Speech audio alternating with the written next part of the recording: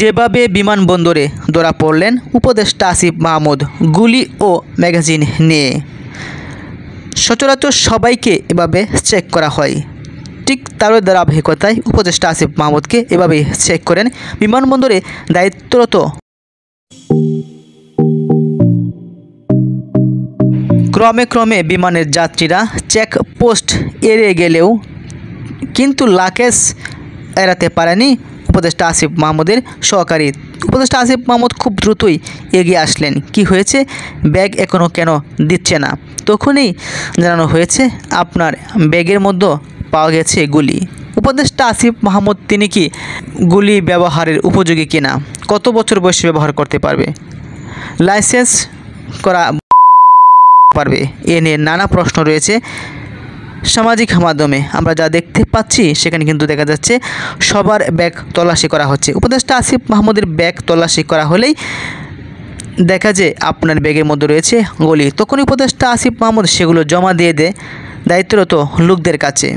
তারপর অনায়াসেই তিনি চেকপোস্ট পার হয়ে পক্ষাঙ্গে বিমানে অবতরণ করেন এবং ওই দেশে গিয়ে ভালোভাবে পৌঁছান। এ নিয়ে উপদেষ্টা আসিফ মাহমুদ তিনি মুখ খুলেছেন, একটি পোস্ট করেছেন।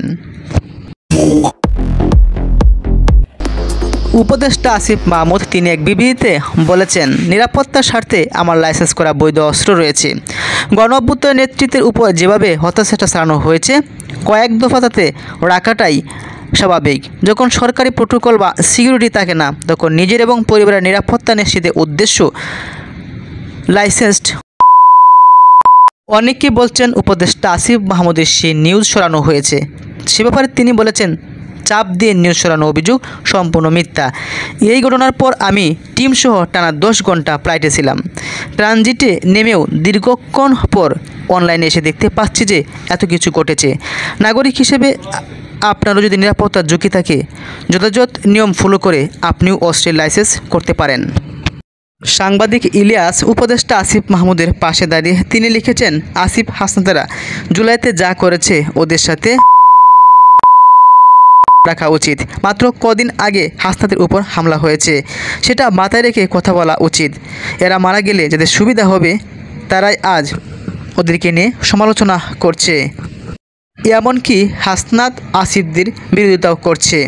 তাই ছোট্ট ভুলের জন্য তো সমালোচনার কিছু নাই। প্রতিটি দেশপ্রেমিক নেতার নিরাপত্তায় সর্বোচ্চ প্রতিরক্ষা ব্যবস্থা রাখা হোক।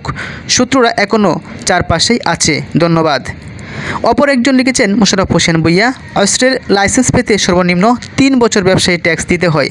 বিগত দিনে উপদেষ্টা আসিফ তোমার নিজের নামে কী ব্যবসা ছিল?